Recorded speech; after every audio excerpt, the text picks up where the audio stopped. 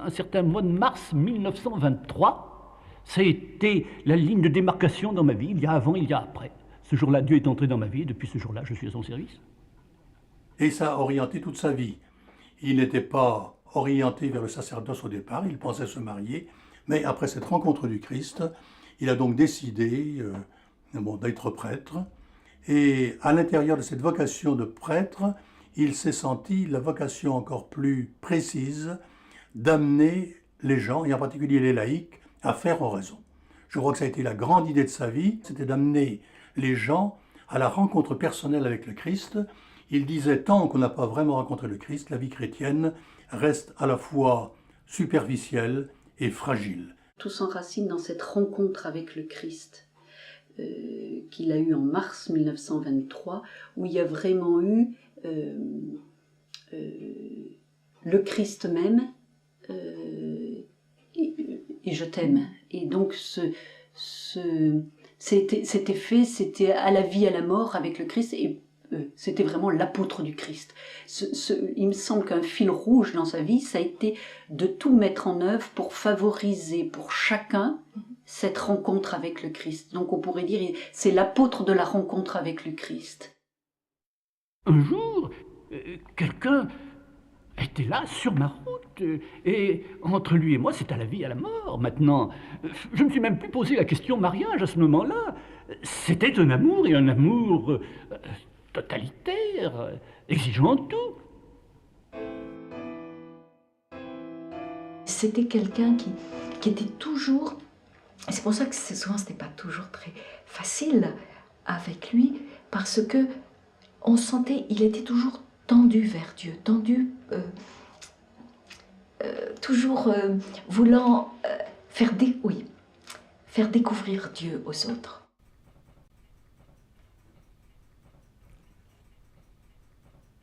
C'était donc juste avant la guerre, en 1938-39, des foyers qu'il avait connus comme vicaire à Paris sont venus le trouver en lui disant « Est-ce que vous pouvez nous aider à cheminer ensemble plutôt que séparément, parce qu'à l'époque, ça ne se faisait pas. » Et ces foyers, il leur a répondu « Eh bien, réfléchissons ensemble à la façon de vivre le mariage pour des jeunes foyers comme vous aujourd'hui. » Autrement dit, il n'est pas parti d'une idée personnelle théorique, il leur a dit « Réfléchissons et prions ensemble pour découvrir ce que le Seigneur attend de nous. » Avant de rencontrer ces foyers, il était comme tout prêtre, c'est-à-dire qu'il avait des contacts dans les confessionnaux à droite et à gauche, et qu'il était toujours frappé de voir les difficultés qui pouvaient exister à l'intérieur d'un couple, et que, évidemment, avec le secret, il ne pouvait pas permettre à ce couple de dire à madame, eh bien, dites, voilà ce que m'a dit monsieur, et monsieur, voilà ce que m'a dit madame.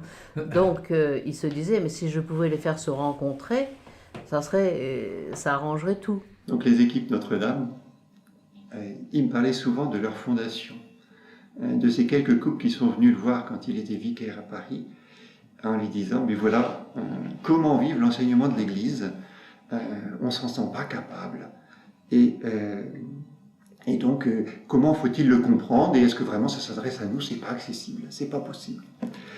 Et il raconte cette première rencontre où il les a écoutés en disant, mais effectivement, ça me semble très difficile, et ça tombe bien parce que je dois rencontrer le cardinal prochainement, donc je vais lui parler de votre question, et puis il faut qu'il vous trouve un prêtre qui puisse affronter cette question et voir comment cela s'adresse à vous aujourd'hui. Et le cardinal lui répond, et il en reste encore sur Paris 50 ans plus tard, le cardinal lui répond, c'est vrai que c'est une question importante, eh bien, c'est vous qui allez travailler la question avec eux. Alors, il a essayé de s'en sortir en disant qu'il y avait certainement des gens plus compétents, mais le cardinal a maintenu en disant, si, prenez le temps de réfléchir avec eux et de voir ce qui est possible, et de voir comment est-ce que l'enseignement de l'Église s'adresse à eux et peut les éclairer, et peut les aider. Et donc le père Cavarel, c'était un homme entier, il s'est donné totalement dans la mission qui lui était confiée. Et donc il a rencontré ses équipes, il dit, ce qu'on va faire, c'est que nous allons simplement nous retrouver régulièrement, puis étudier les textes de l'Église et essayer de comprendre dans la lumière du Seigneur ce que cela peut vouloir vous dire à vous aujourd'hui, et comment est-ce que ces textes de l'Église sont une lumière. L'enseignement de l'Église ne peut pas être un poids. Si l'Église nous enseigne, c'est pour nous aider à vivre, c'est pour donner le sens profond de notre vie et nous donner les moyens. Donc, ensemble, affrontons les questions. Et à partir de ce moment-là, il s'est senti que le Seigneur lui a envoyé la mission, si je peux dire, d'aider les foyers à découvrir vraiment ce qu'était le sacrement de mariage. Et ce qu'il faut voir, c'est qu'à l'époque, c'était une nouveauté. Aujourd'hui, ça paraît peut-être, enfin du moins, il y a quelques années, ça paraissait quelque chose de naturel. Aujourd'hui, le mariage est de nouveau à redécouvrir. La force des équipes Notre-Dame, c'est qu'elles ont répondu à des aspirations profondes, mais en même temps, les moyens étaient très concrets. Il leur a permis de découvrir le sacrement de mariage. Il leur a permis de découvrir le Christ au plus profond de leur foyer. Et pour cela, il y avait des thèmes. La première année, c'était amour et mariage. La deuxième année, c'était la fécondité. La troisième année, c'était l'union. Nous vivons à une époque de contraste. D'un côté, divorce, adultère, union libre, néo-malthusianisme triomphe. D'un autre, les foyers se multiplient et aspirent à une vie intégralement chrétienne. Quelques-uns de ces derniers ont fondé les équipes Notre-Dame. Ils ambitionnent d'aller jusqu'au bout des engagements de leur baptême. Ils veulent vivre pour le Christ, avec le Christ, par le Christ. Ils se donnent à lui sans condition. Ils entendent le servir sans discuter. Ils le reconnaissent chef et seigneur de leur foyer. Ils font de son évangile la charte de leur famille. Ils veulent que leur amour, sanctifié par le sacrement de mariage, soit une louange à Dieu, un témoignage aux hommes leur prouvant avec évidence que le Christ a sauvé l'amour, une réparation pour tant de péchés contre le mariage. Ils entendent être partout les missionnaires de Christ. Et ils ont décidé de faire équipe. Une réunion d'équipe. C'était très également expliqué et elle était bâtie d'une façon. Il y avait la première partie, l'amitié. On débarquait, il y avait un repas, très simple. Pas du tout d'émulation entre les maîtresses de maison. Alors on disait toujours les équipes Notre-Dame, c'est les nouilles et le jambon. Pourquoi? Pour que ce soit simple et en même temps festif, convivial. On partageait la vie. Après ça, il y avait un temps de prière. Il y en avait, je crois, je me souviens plus très bien, il y a c'est si long, mais ça devait être au moins 20 minutes, pas une demi-heure. Bon, et c'était codifié, le repas ne devait pas dépasser une heure. Ensuite, il y avait ce que je ne sais pas comment vous appelez ça maintenant, mais on rendait compte de la manière dont on avait vécu son mois. Alors on partageait, il y avait un temps en disant, vous savez, moi, l'oraison...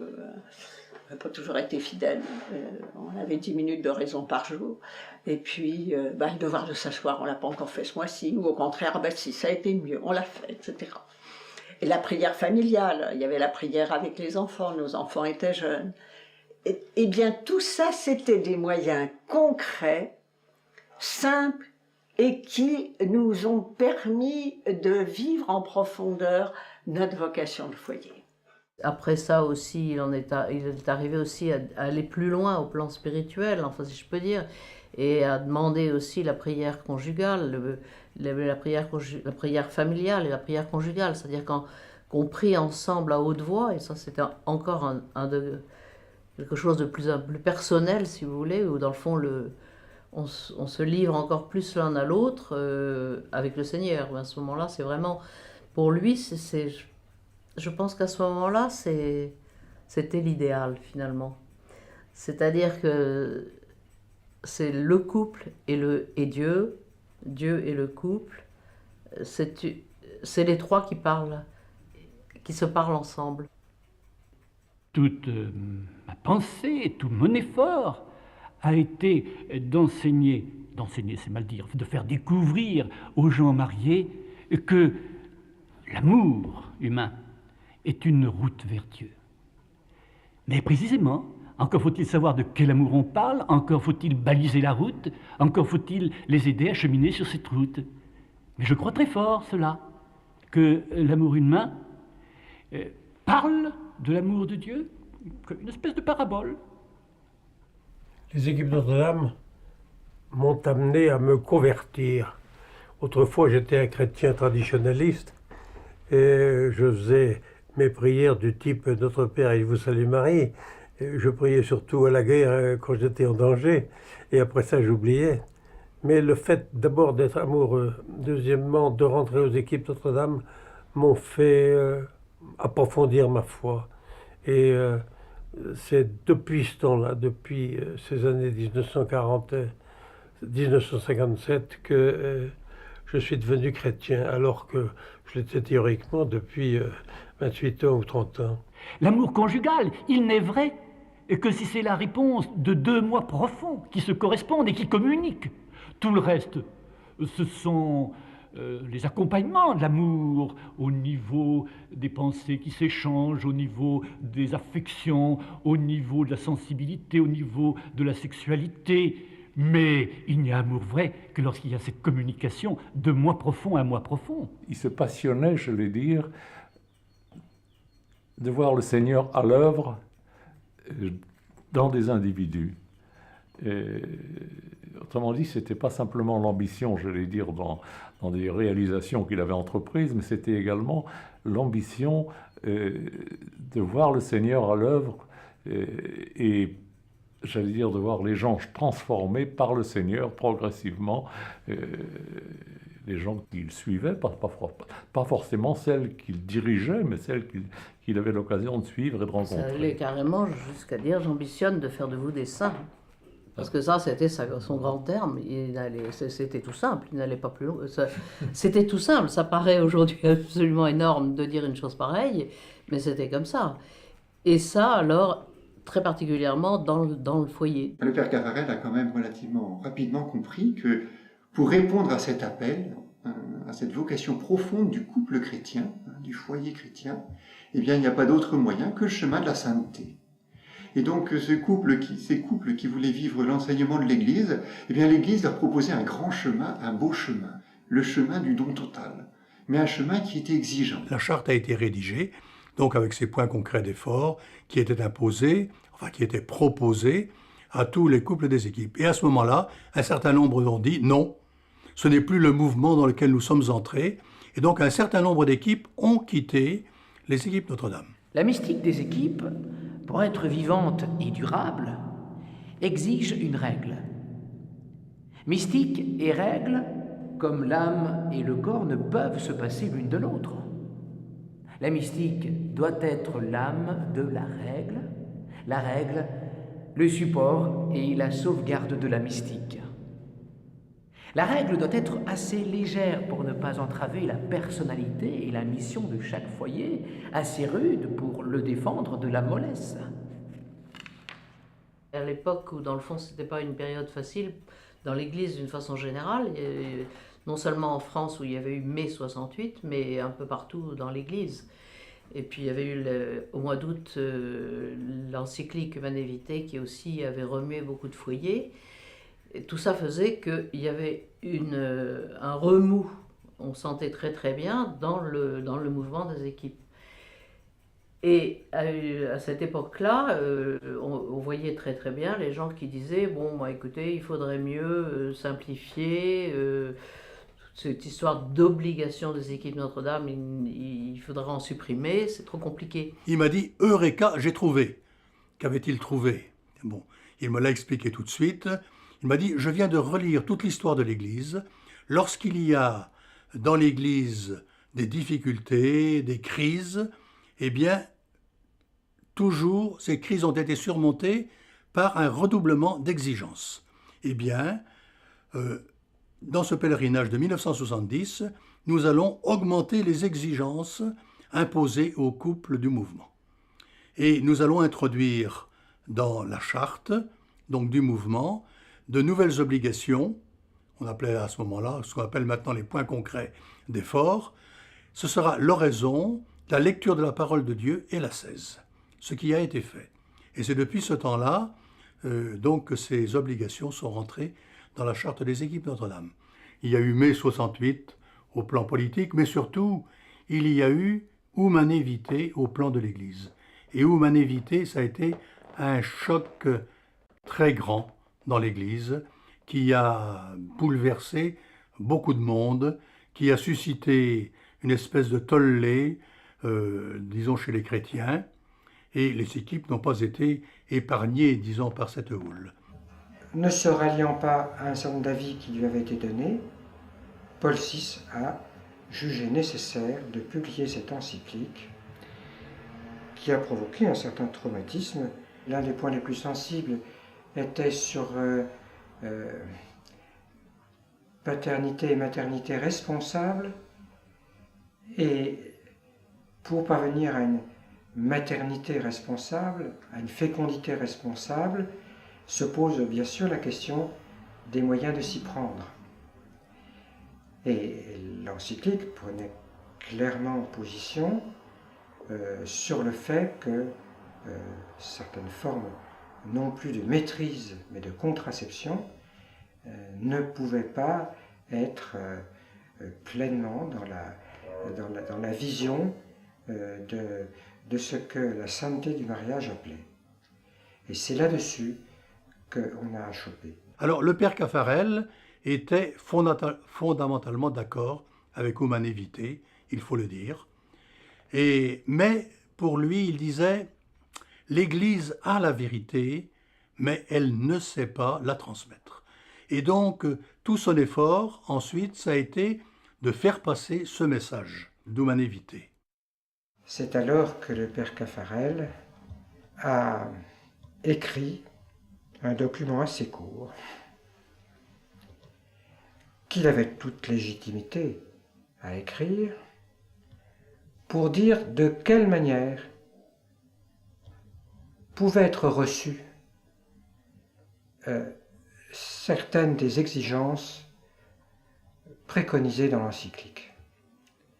Et cette interprétation a été validée à Rome, alors qu'il introduisait ce qu'est une interprétation, une façon de traduire pastoralement des choses qui touchaient à l'intimité de la vie conjugale et qui, je crois, aura aidé un certain nombre de chrétiens à surmonter ce qui était vraiment une épreuve pour eux. Le pape s'est adressé aux équipes Notre-Dame, nous avons toujours ce discours. Paul VI nous avait accordé beaucoup de temps, et il est venu dans la basilique Saint-Pierre, nous étions tous là, et c'était très très très émouvant. Et il nous a parlé en disant la confiance que l'Église avait dans ce mouvement, dans sa recherche, dans son travail, dans sa vision sur le mariage, et que l'Église en avait un grand besoin. Vous savez, c'était en 70, c'était après les événements de 1968, après la fin du Concile, où l'Église était un peu, nous dirons, comme la barque de Pierre, un peu chahutée sur les eaux. Et donc, ce pape nous a confortés dans ce que nous vivions. Et il a beaucoup, certainement, conforté le père Caffarel. Et on a eu l'impression que l'influence des équipes Notre-Dame était importante auprès du pape. Et que c'est auprès du père Caffarel que sa sainteté, le pape a trouvé une partie de son inspiration concernant la doctrine du mariage chrétien. Alors je crois qu'on peut le dire maintenant, c'est le père Caffarel qui a fourni, disons, la base du discours de Paul VI en 1970, ce discours aux équipes Notre-Dame très très important, où précisément le pape reprend, je dirais, les trois niveaux qu'on vient d'évoquer à propos de la spiritualité conjugale, le niveau de l'amour humain, celui de l'agapé, apporté par le sacrement de mariage, et puis la pratique qui s'ensuit. En 1973, cet homme qui était le grand responsable de ce mouvement, il a dit « je m'en vais ». Et il est parti Il n'était pas la belle-mère qui venait voir comment ça se passait. Il est parti et il a fait preuve d'une grande humilité, d'un grand détachement, et il a fait confiance au foyer auquel il a confié ce mouvement qui lui était certainement très très cher, bien entendu. Et cette humilité, moi, ça m'a... C'est un des grands aspects de son caractère. En même temps, un tyran, difficile, exigeant, etc. Et en même temps, cette humilité et ce détachement qu'il a manifesté, eh ben, moi, c'était magnifique, vraiment. Moi, ça m'avait beaucoup, beaucoup, beaucoup frappé. Aller de l'avant. Il ne s'agit pas de disserter, mais de vivre. La vie fera apparaître les modifications à apporter à cette loi. Nous avons pris nos responsabilités. Priez, réfléchissez et prenez les vôtres. La grande œuvre, ce sont les équipes Notre-Dame. C'est l'œuvre majeure de son extérieur, humainement parlant, où il a donné, je pense, le meilleur de lui-même, qui s'est épanoui. Il n'aimait pas, lui, qu'on le coupe en petites rondelles de saucisson en disant « c'est les équipes Notre-Dame ». Lui disait la chose la plus marquante, c'est cette rencontre avec le Christ. Et c'est cet amour du Christ, cette union au Christ qui est le plus important. On disait tout ce que j'ai fait, mais c'est rien, c'est une paille. Ça n'a pas d'importance. L'œuvre la plus importante, c'est cette union au Christ. Et dans la mesure où il y a cette qualité d'union au Christ, eh bien à ce moment-là, tout découle. Ô toi qui es chez toi dans le fond de mon cœur, fais-moi te trouver dans le fond de mon cœur.